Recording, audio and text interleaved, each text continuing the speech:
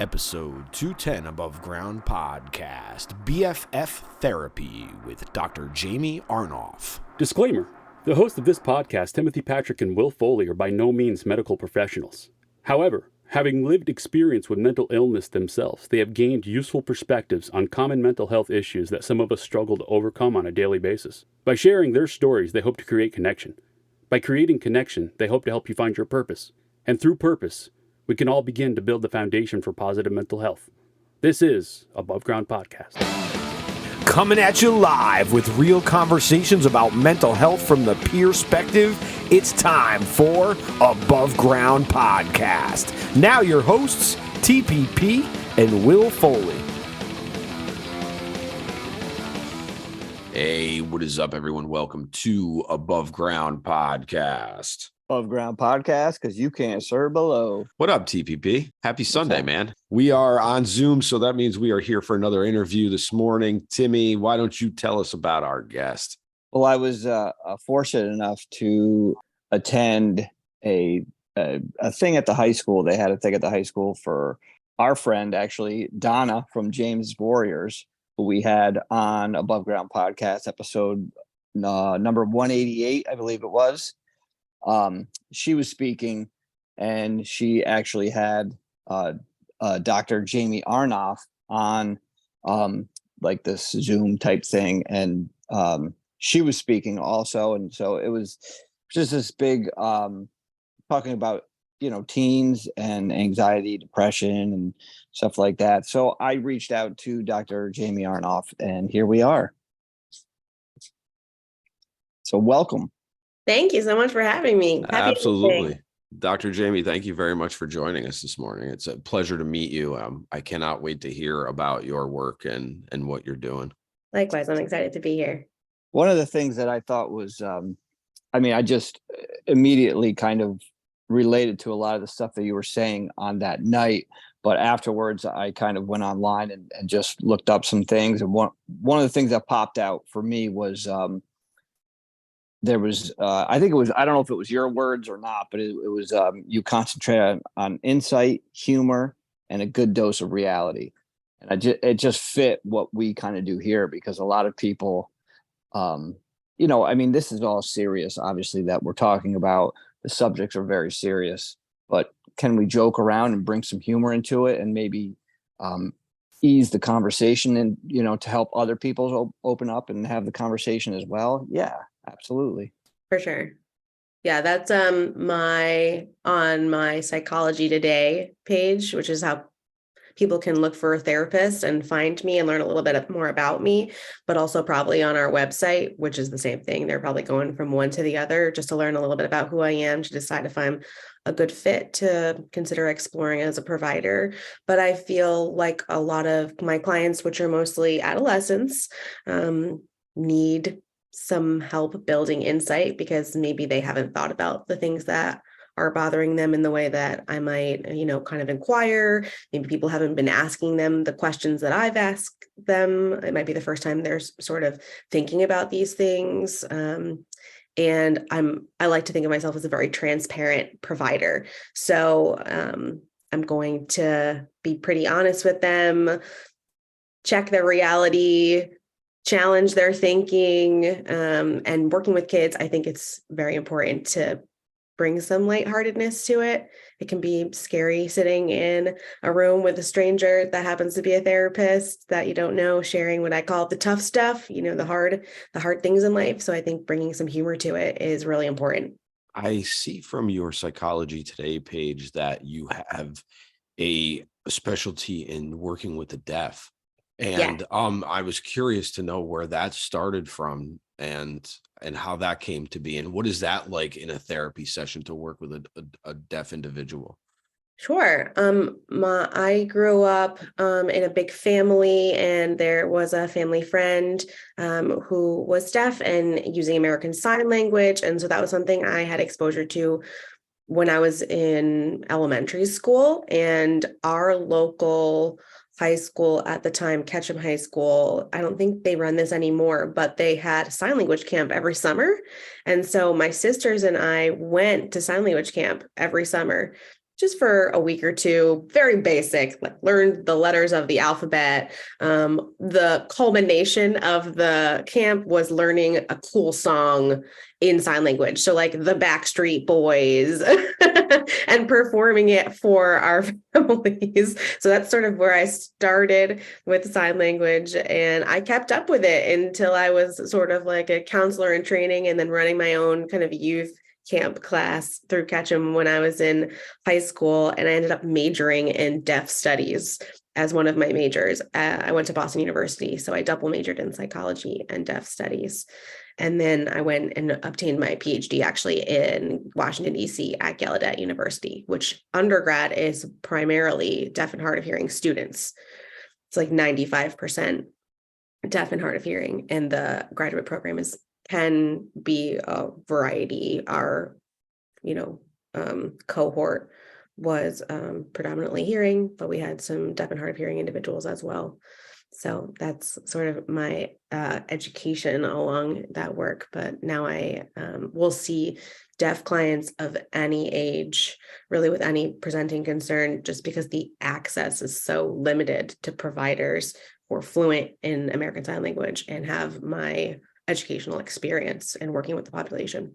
Yeah, that's excellent.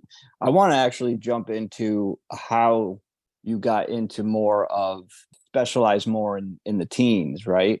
Mm-hmm. And I think, we've talked about this on here, numerous times. We always bring it up, and I feel very strongly that that's what we need to focus on as a society, as a culture, and integrate it into the schools and have different mental health programs in the classes and the curriculum. So with that said, if you could kind of just let us know how you kind of gravitated that way towards that, and how it's going. Yeah, I start in grad school. Your first practicum sort of is on campus at the mental health center. So it's providing therapy and assessment services to the college students. So that was sort of my first exposure to doing the work that I was learning how to do with real life clients. And they happened to be a little bit younger, and I really liked that. And from then on, I just sort of chose placements working with children and adolescents.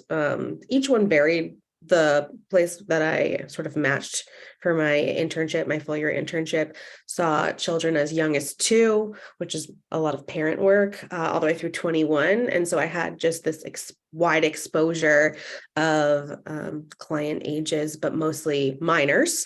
And I really loved working with adolescents because they felt a little tougher, like they kept me on my toes and I never quite knew what I was walking into. And I kind of like that. And it's fun to kind of banter with them in a way that sometimes with my adults, I don't have that experience. And so it feels like real work when I'm with them. And like I mentioned before, this might be the first time they're ever really being thoughtful about some of the things that are causing them trouble. And or maybe they have been thoughtful about it, but the people around them haven't really asked in any way or in a way that felt safe or comfortable or permissible to share how they were feeling. So I also really appreciate being a person like that for them, maybe the first person like that for them. Because as you're saying, they're in school, maybe they're doing sports, they have coaches, they have parents, and all those people might be very well intending and asking the questions they think that they should ask, and maybe there's just like a little bit of a block. It's hard to talk to your parents about tough stuff. It's hard to share with teachers and people you see every day. So being this objective third party person can sometimes be the right start for a kiddo who wants to talk about something that's really hard. Absolutely. Actually, you just kind of sparked a question that I have. So I'm just going to ask, because obviously I don't even necessarily think it's specific to when they're younger, but even I have a friend who is a school psychologist, and she said a lot of the times that she talks, it's trying to get the parents involved, because it's like you can only do so much, but you need the parents involved. How do we do that? How do we as parents help a child feel vulnerable and talk to us? How do we help them? But also, just in general, how do we get the parents more involved? Okay, so for the first question, it makes me think a lot about our presentations with James's Warriors, because our sort of motto is that talk saves lives. And the idea that you can just have conversations with your kids about really anything, just promoting the idea that talking is expected, and asking them questions about what you notice they like, what music they like, what activities they're enjoying, maybe their favorite subject, but also that's kind of would be sort of a way to sort of engage them in something that feels a little bit lighter and gets both of you into the habit of just talking to one another without the pressure of feeling like there's an agenda, or you're really looking for something, or you're prying, as a parent, which kids are just going to shut down to that. This is you just like joining them where they're at.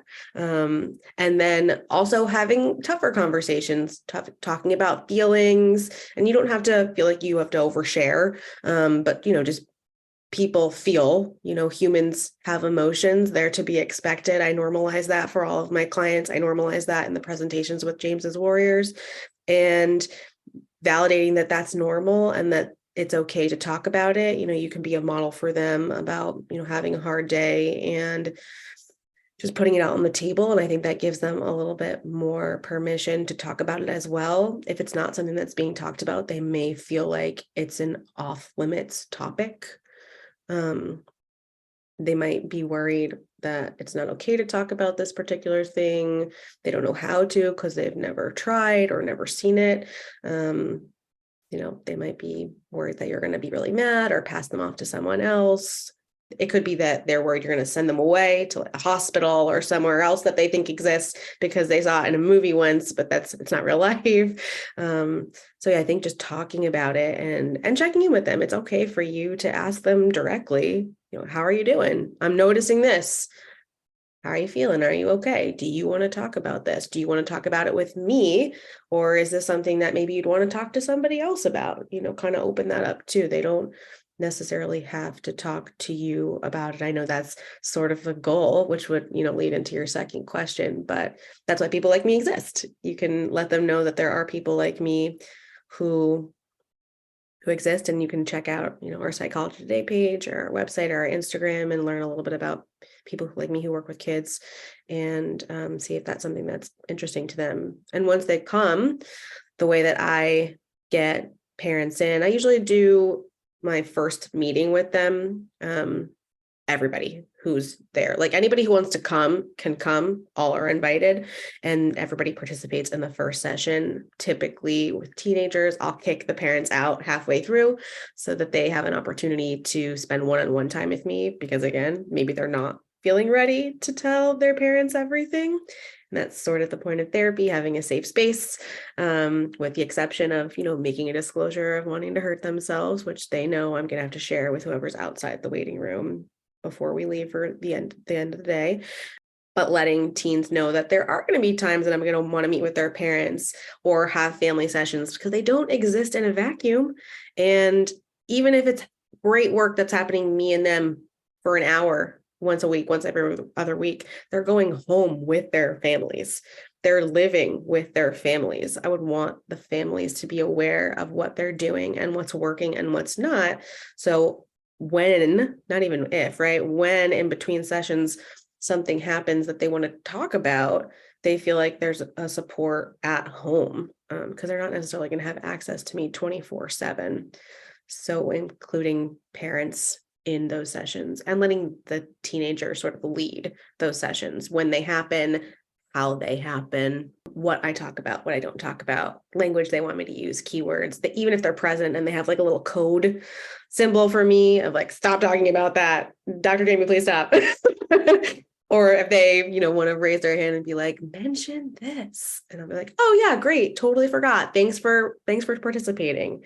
So it can be really nice to just have a therapist mediate family talks, which again kind of models back to your original question, how to talk about tough stuff because we'll do it together in therapy. Speaking of which, we have a platform here that we are able to have conversations with all kinds of people and adults, of course. So how do we, as parents ourselves, I have to happen a young tween, and Tim is the father of a teenager. So how do we help parents start those conversations? How can we be a bridge to helping those parents who are having a hard time maybe having those conversations? Or what advice can you give us to share with our listeners? Sure. That's a really good question. I have more questions about that question. I'd be curious what they are finding difficult about those conversations. Okay. Because that would then sort of tailor my response. But I also think that's a really good question for you to start with them when they say, I just don't know what to do. I don't know where to start. I don't know how to have these conversations. And just kind of language it back as, I hear you're having a hard time starting these conversations. So why do you think you're having a hard time? And is there something that I can help you with, such as an icebreaker or something like that? Yeah. I love how you started, because that's validation, which is so important. It's not just for kids, it's for everybody. Adults love to be validated too. So kind of reflecting what they're saying, I am hearing that it's really hard to do this and you're feeling unsure.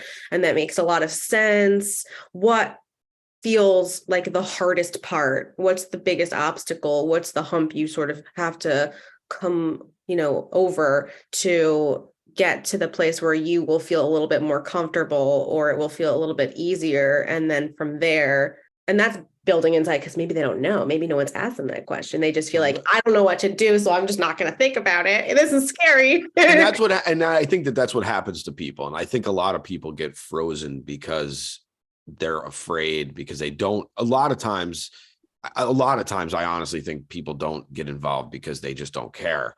And they don't want to get involved because they don't want to have any responsibility for anything. But then there's the other people who have a genuine curiosity, which is where it all kind of starts. And then you're almost afraid because you don't know what to do necessarily, because we're not all building these types of skills. So it's not, which is why it's very important what you're doing, because you're helping these younger kids know it themselves, because that's where the change is. It's in ourselves. We can't change anything except ourselves. So for sure.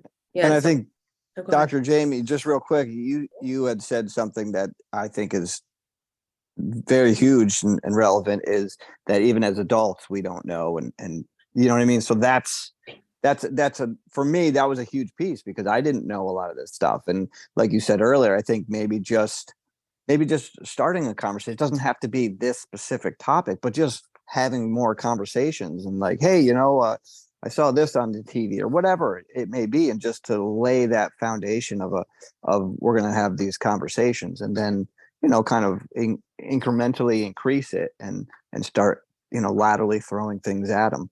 For sure. And I think the whole I don't know piece of it is so huge. And I make a big deal about that in therapy with my teens, because I sometimes might ask them a question that they genuinely don't know the answer to. And I think somehow systemically we've been given this impression that that's not acceptable. Like, we have to come up with some answer, even if it's wrong and we know it's wrong. We're just like, well, here's what I think, just to say something.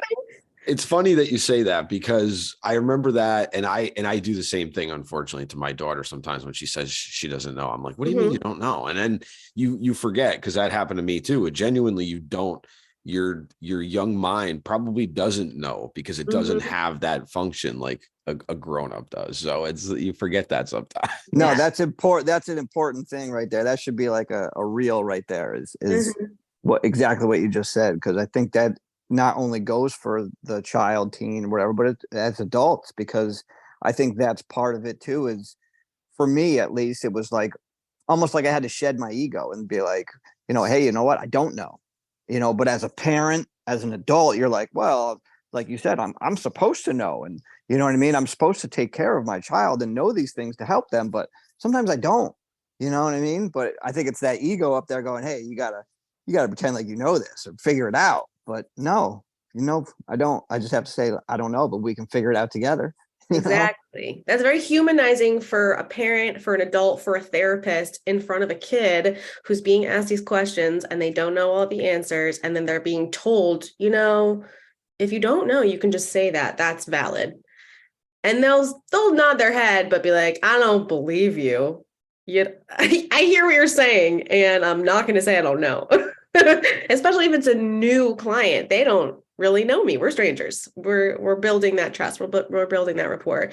But I'll then follow up with, listen, you might ask me a question that I don't know. And I'm going to say I don't know, because fair is fair, right? If I'm not going to have all the answers and I'm going to say I don't know, you should be afforded the same opportunity to say I don't know. And with parents who are asking, what do I do? That's validation too. It's okay not to know. Most people don't know everything, and by entering into a conversation with your kids with that mindset, there's less of a hierarchy that exists in those conversations, which can serve as like a source of tension for kids just in general, like this expectation that parents know best, teachers know best, adults know best. And so they're not necessarily going to even try and have a conversation because they just feel like, they walk into it rolling their eyes, like, whatever, you're going to say what you want to say. And it might not have any relation to what my lived experience is or how it might actually work in my life. And so you just say what you think and I'll yes you and walk away, and nothing will have happened as a result of that conversation. So sort of bringing yourself down as an adult with kids and being like, listen, I don't have all the answers either. Let's just figure this out together. I think is a really great place to start. Square one. Yeah, because I would think that doing that, not only saying that, but then actually taking action and doing it together would build trust and all these things, right? I mean, definitely.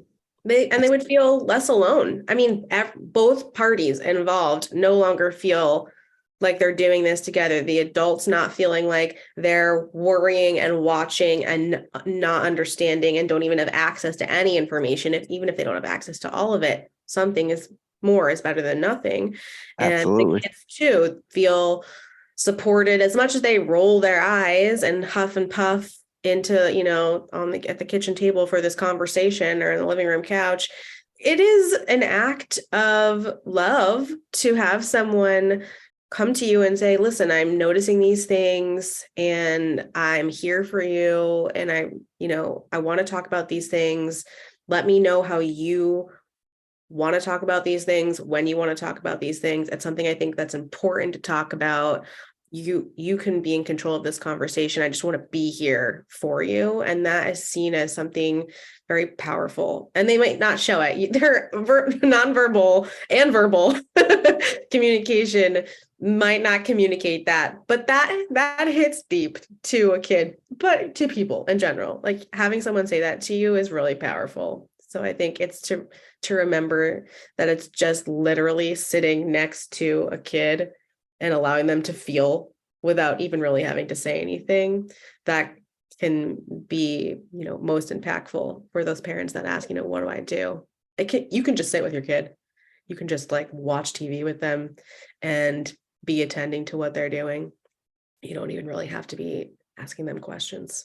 One of the things I've discovered in working with the individuals that I work with daily and just people in general, and some of the people that like Tim and I come into contact with, sometimes people are never heard. So some people just need to vent also. And some people actually aren't looking necessarily for opinions or guidance or advice. They just want to be able to just blow off some steam sometimes. And even in like a therapeutic or clinical or side, there's still some of that too, because I have one thing that I've noticed about mental health is that when you have a mental illness and you have that in your background, sometimes you're not allowed to necessarily have those emotional feelings because they're often seen as a symptom. and not necessarily seen as a human just having some emotions and just needing to vent and just needing to blow off some steam. Like, not everything can be considered a full-blown crisis. Like, Exactly. And I say that to my clients too, new clients, but even clients I've been seeing for a long time who might come in and say something like, nothing crazy happened this week. It wasn't a wild week. I'm not sure what we should talk about. And I have to say, okay, well, this place isn't just for crises. You tell me about your good week. I want to hear about what went well. And maybe we can figure out what made it go so well so that more weeks can go well. It doesn't just have to be like in the moment when you're coming in, because I certainly have sessions too where they come in and they take an inhale before they sit on the couch and they don't stop talking for the whole hour, and that they have stuff to say, and I'm just kind of like, yeah, oh, okay, like to try and reflect a little validation. I might say something, but honestly, I'm probably like in my keeping notes because I have so many things to say, and I just don't want to interrupt them. So I just let them go, let them rip. But yeah, it's a reminder to people just in general, but also who are like thinking about therapy and have this idea that it's only for the most mentally ill human. It's just to talk about hard things, to make those hard things a little bit easier. That's what it's about. I love it. I love it. That is what it's about. And I wish more people utilized it. We talk about therapy all the time because therapy is, been beneficial for the both of us. So it's like, I wish the access was better for a lot of people. Yeah. And I wish that people would actually participate when they're going to take the time to do it and actually do the work that comes with it. But it's not my choice. Right. Oh, go ahead. No, that I was just going to say what you said was perfect. I think actually I saw myself a lot of what you were just saying too, with like, even, I've been going to therapy for a long time, but even, 5-7 years in, I would come in and just be like, yeah, I don't really have anything today. But then like 10 minutes later, I find myself, talking it up. So, but I think I like that, like flipping the script, I guess I would call it, as, instead of seeing therapy as this place to unleash problems or something like that, maybe just maybe we could say, hey, this positive thing happened, and then we can figure out, like you said, what brought this positive thing, what brought you joy, and how do we get it again? I mean, that's pretty, I don't know, I like that. After you just said that little thing, it's like it really kind of hit me. I think that's it's Thank good. you. That's the insight. That's the building of the insight. People come in and they're like, oh, well, this day was not so great. This day was great, but they can't like backtrack and tell me what it was about the day, or probably the day before or the days prior, even leading up to it, that you just had this perfect recipe of circumstances that led them to be successful. And the more insight we build into those things that lead to a good day or a not so good day, the less not so good days and more good days we have. That's it. That is it. That's it. I like it. I mean, it's, it sounds, that simple, as we know it's not, but Sure. I mean, that is it. That, on paper, that is it. Really. Yeah, I mean, that's that what could you have to. years of work. Sure. Yes, absolutely. Absolutely. But yeah, it's at least having that question be out there so that we're talking about it in session. Maybe they're thinking about it between session. The more we talk about it, the more they're likely to be thinking about it. And the more they're going to like catch these little things that they're doing. Like, oh, this is the breakfast that I had this morning, or I had breakfast this morning. Or on days where I have a lot of tests, or on days that I have a game, I didn't sleep last night. All of it. Yeah. And they start to notice these little things. The more we talk about it, the more they notice it, and then they come in and they're like, you know what? This is what's happening. And so now I can adjust this to set myself up better for success. And they start to give themselves a little bit of credit for the work that they're already doing that they rarely give themselves credit for. No one gives themselves enough credit. No one, we need to work on giving one another credit too for like all the work that we do every day. It's hard. Life is hard. Absolutely. Will and I both talk about that, the little victories and, not even the little victories, but just the space to, allow that space to have it, whether it's a negative or a positive, helpful or unhelpful, allow the space for both of them, all of it, So Yeah. that's definitely part of it. That's huge. Mm-hmm. Yeah. For kids, I have these like really bright, like thought bubble pieces of paper that are neon colors that are in different shapes, different sizes. And I will have them write the things that they accomplish or want to accomplish or feel good about themselves for, that they can put typically in their room, in their bathroom, somewhere that they're going to sort of start their day. So it's literally in their face, because they need practice seeing it and hearing it, which is why it's so important for people to validate others, because the voice in their head is more likely much more negative and louder than the positive things that they hear from other people. So to have something coming from someone else frequently to sort of kind of quiet that down, turn the volume down on that negative voice, or a literal bright like firework that says something positive about themselves, that in their handwriting, that's in their face, that can be really helpful in having them be a little bit nicer to themselves a little bit more easily. Dr. Jaimee, I see from your Psychology Today page that you are certified in pain reprocessing therapy.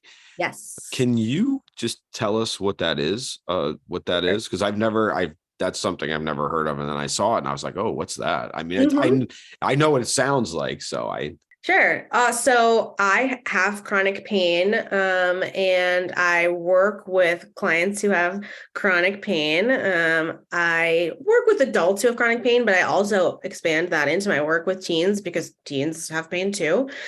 So pain reprocessing therapy functions on the belief that certain pain in the body, or physical sensations, as they put it, because they don't want to have this like negative connotation that we associate with pain too with the sensation. It just is a sensation we experience physically, is sort of our brain sending a false alarm off to the rest of our body. So our body is reacting as though we're in danger, even when we're completely safe. And that's impacted by our biology, our psychology, so our emotions, our thoughts, our feelings, and our social circumstances. So sort of like a biopsychosocial approach.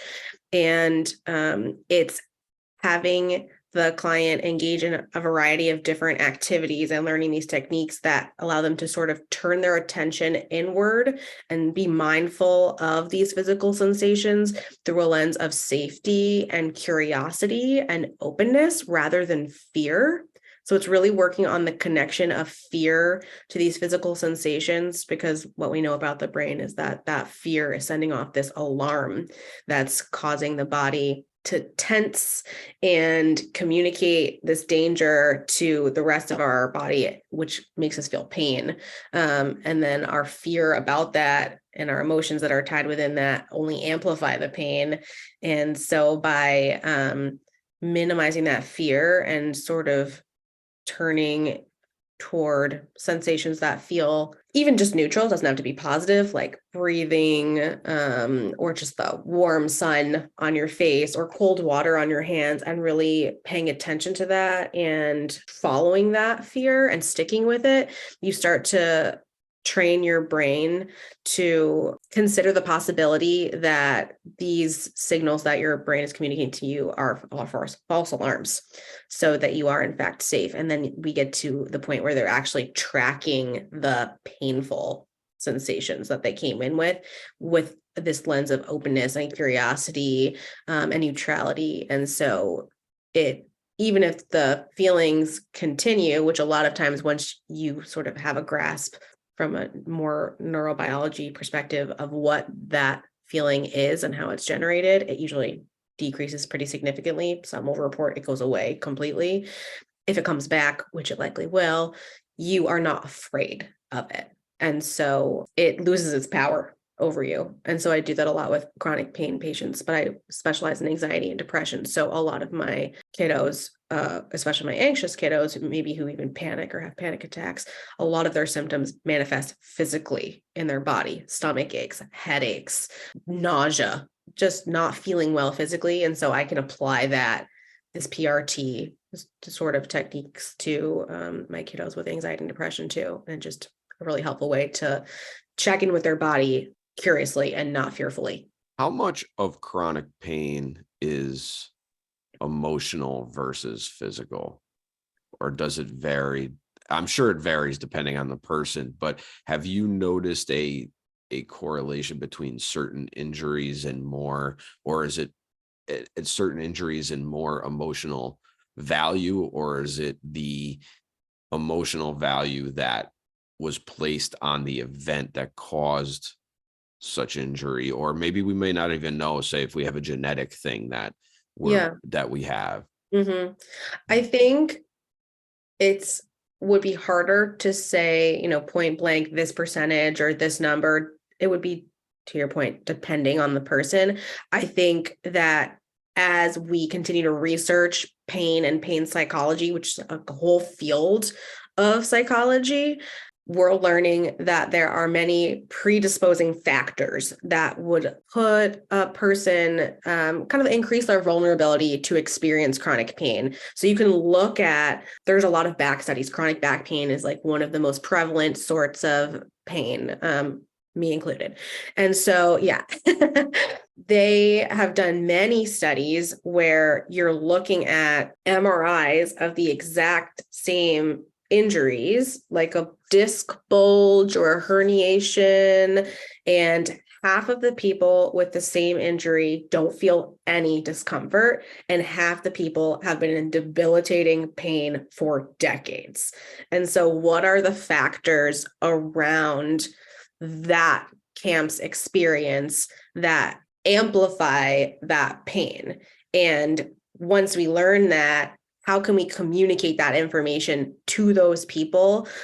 And so like with that knowledge, it sort of takes away the power of the pain, because they're more knowledgeable about what is causing that pain to be so severe, because it's being tied in with, their emotions, their personality traits, their family history, genetics to your point, but family history of mental health, stressful events that occurred maybe around the time of the injury, or when maybe there is no injury and it just started to hurt. All of these different factors that are typically included in, an assessment of whether or not something like PRT would be helpful. But it's those predisposing factors that help us understand, oh, this is maybe what's different. And these people have a lot more in common than this group that's not experiencing pain. It's amazing, because the more conversations that we have with awesome people like yourself, the more the energy thing is proven to me every conversation, because we really are just energy that is in physical form that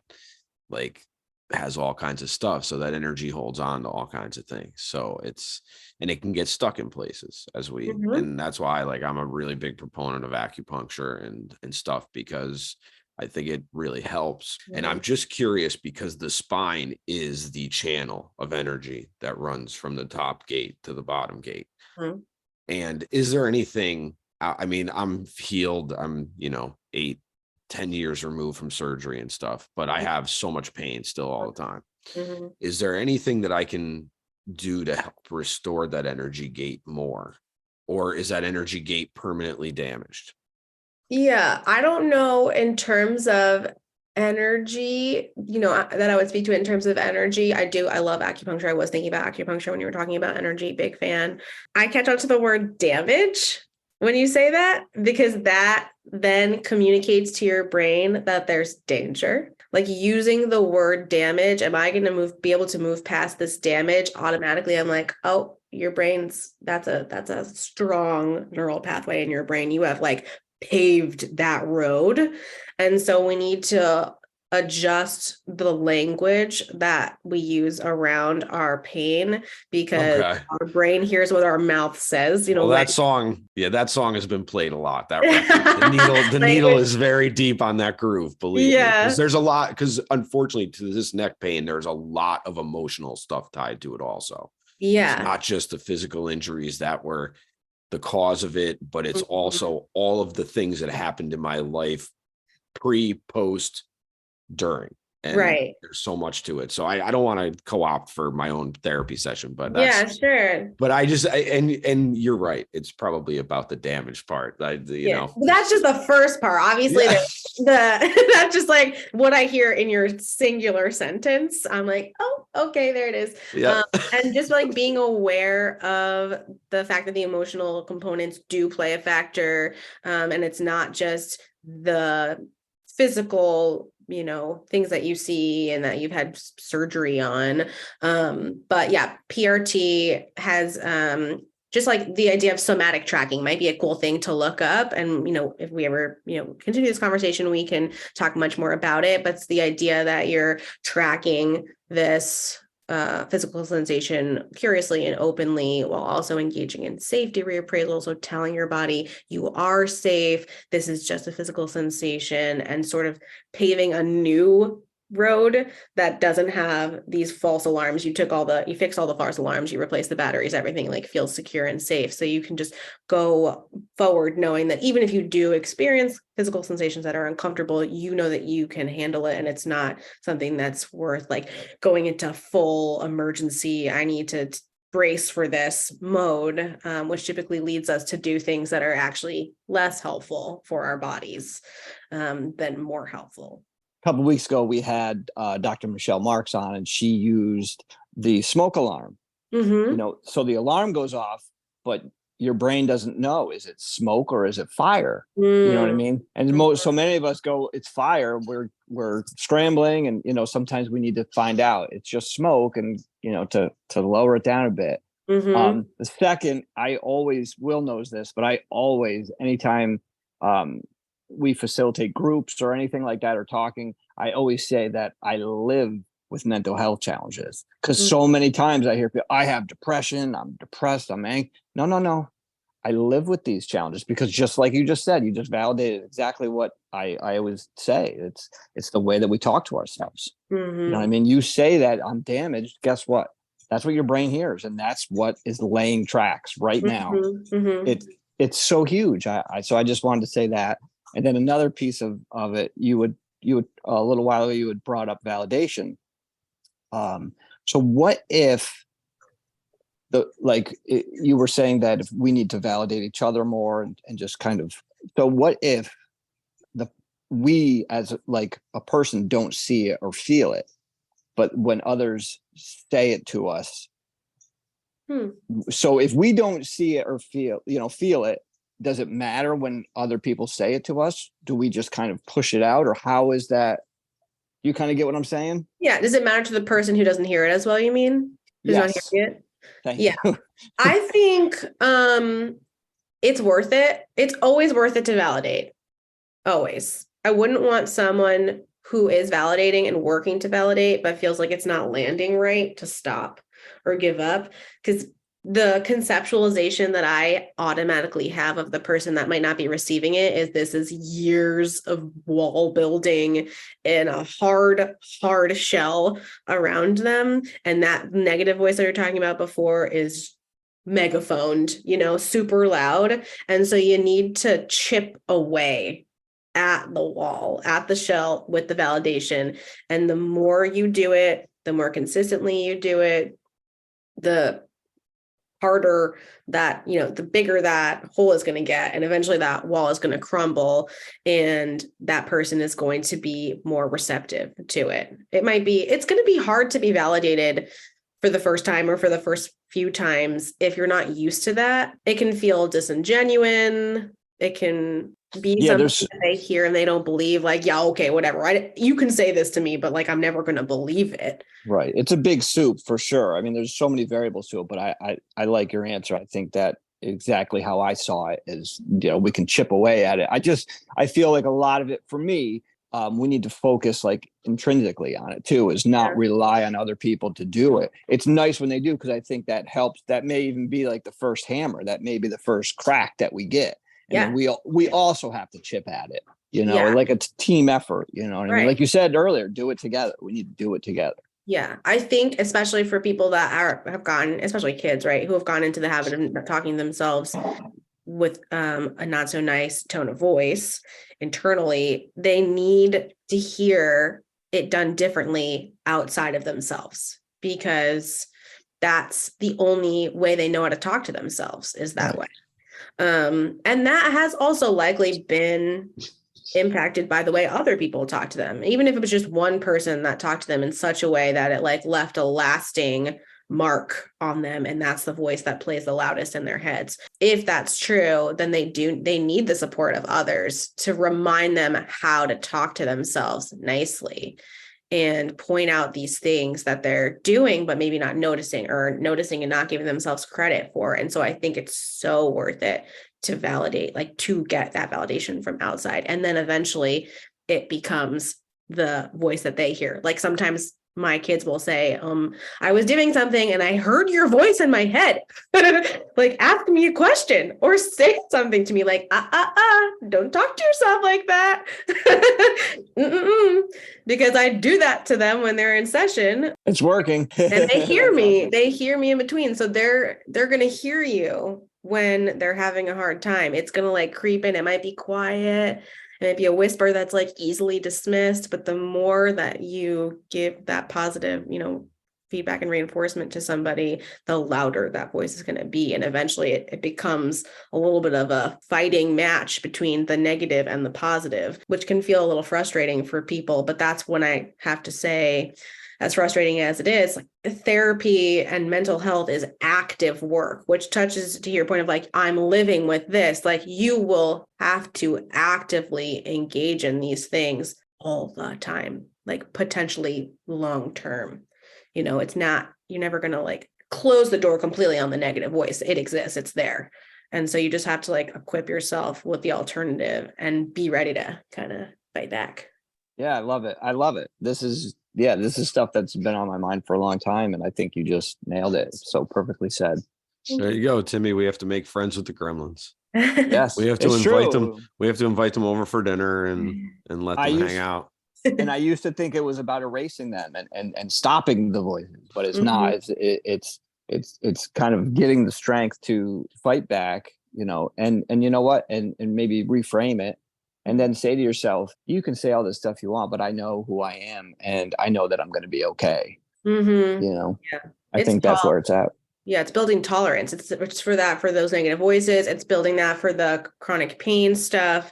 We are telling ourselves these things and we have to build a tolerance to them because they're going to be there. So we just need to figure out how to manage them because they exist. But once we understand them, then it becomes tolerable and then we live. This is awesome. Gaining tolerance with Dr. Jaimee. So I'm gonna ixnay my usual question because I wanted to touch on this in the conversation and we didn't really get a chance to. It's kind of a loaded question, but you just feel free to throw in some things. But since you kind of specialize with teens and anxiety and depression, we've all seen an increased rate with teens. What, in your words, what are some of the things that are contributing to these high rates? You mean of suicidal ideation or just mental health? Well, more or less of like, you can throw all of it. Yeah. But more, I was kind of specific to anxiety and depression seem to be more common. But maybe I'm wrong. So you can. I don't know off top the prevalence rates and the increase. I think kids are talking about it more. I think it's something that they've been experiencing this whole time. Like being a teenager is stressful. Kids experience anxiety. There are certainly things in this world that, things that are happening in schools, things that are happening around the world that they have access to with social media and the news. And that's, we live in a stressful time that probably increases their anxiety. But I think it's something that they've probably experienced. Again, stress is normal. I think talking about being stressed is becoming more normalized. And so we are seeing a lot more anxiety as being prevalent, but it's just because kids are talking about it a lot more. When I was in school, if you were in therapy, you didn't talk about it. But my kids at the lunch table are like, well, my therapist said, and my therapist said, and it's just like it's just like part of the conversation. So they're talking about their thoughts and feelings. They're talking about depression and anxiety. They're talking about therapy. And so I think it might seem face value like it's increasing. And that might also be true. But I think it's that kids. It's a good thing that we're talking about it then. Okay. All right. Yeah. Yeah, no, it is a good thing. I guess I was looking at it differently from a different light. As a therapist Mhm. and as a grown-up living in 2023, you're a very busy woman, I'm sure.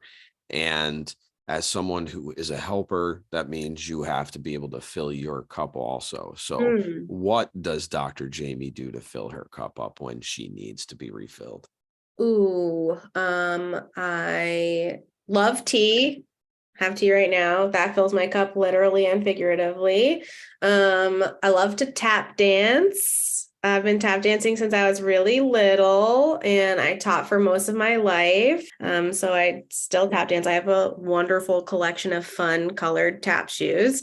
And I love to read. So I read all the time, and people are always asking, oh, what do you read? A lot of the adults in my life read really serious, really intense books that I'm sure are beautifully written, but I'm reading like really easy, trashy YA. I'm reading the books that my kids are reading, really. And I read really fast. So I'm reading a lot of trashy, silly, easy to read YA. I'll bring, for 7 days of a trip, 7 to 9 books, and I'm just reading them. And everybody's like, oh, do you have any recommendations? And I'm like, you can read this if you want. Well, so is it that you really enjoy those books, or is it that you also use it as a connection too? Because to me, like, it seems like you're actually doing some work in that too, because you're being able to connect through their literature and their language, which is awesome. For sure, a little bit, because their language is changing all the time. I'm always like trying to keep up with the next cool word. And a lot of my kids, which honestly feels pretty offensive to me, they'll say a new word and they'll be like, do you even know what that means? And this happened multiple times last week, and I was like, yes, I do know what that means. But sometimes I don't. And that's when I say, no, I don't know. Can you tell me? And that's all right too. But I do truly enjoy those books. I need to turn off my brain when I'm not at work. Obviously, and then I think, I spend time with my family and friends. That's really cool too. But because I am working most days, most of the day, I need to be alone. I don't have things for other people when I'm done. I have to carve time out for that because I'm tired. I've got nothing left for other people. So a lot of those things that I do, I kind of do on my own so that I can refill my cup to be available for, my family and my friends when we're chatting on the phone or catching up in real life. Awesome. No. Thank you, Dr. Jaimee. Yeah, that's awesome. I mean, that's very, it's crucial to be mindful in your position to know to know these things. Like, hey, you know what? I don't have anything to give right now, so I need to refill. Definitely crucial. Yeah, for sure. So the last question is, if there was something that you would like to see done, or something that you could do for mental health as a whole without any kind of restrictions, what would it be? The first thing, there's a million things. The first thing that comes to my mind is health classes. Donna and I at James's Words, we push into health classes a lot. And so that is something that we feel very appreciative to have the opportunity to kind of early intervention with some of these kids, start this conversation when other people might not have started it for them, put this out there, give them some tools. I hear from, I would say, most of my teens that their health classes feel outdated, a little overwhelming in the way that it's delivered. Like they're giving statistics about substance use when some of my clients have families who are struggling with substance abuse difficulties, and they're coming in really upset that their health class just splayed a bunch of percentages of if you know someone that's struggling with substance abuse, you too will struggle with substance abuse. This is likely, and kind of sitting in classes where people are telling them their impressions of what they're living with, and it feels a little invalidating. It feels like they're being talked down to, like they don't, a little bit condescending.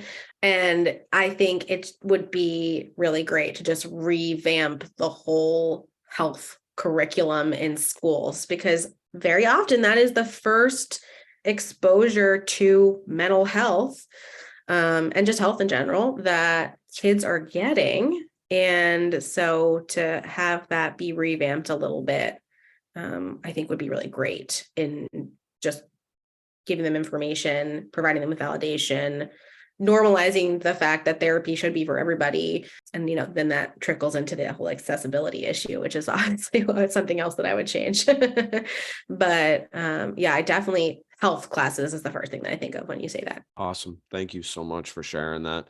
We would love to have you back, because I know there's other stuff. Yeah, definitely. You're definitely coming back. You don't have a choice.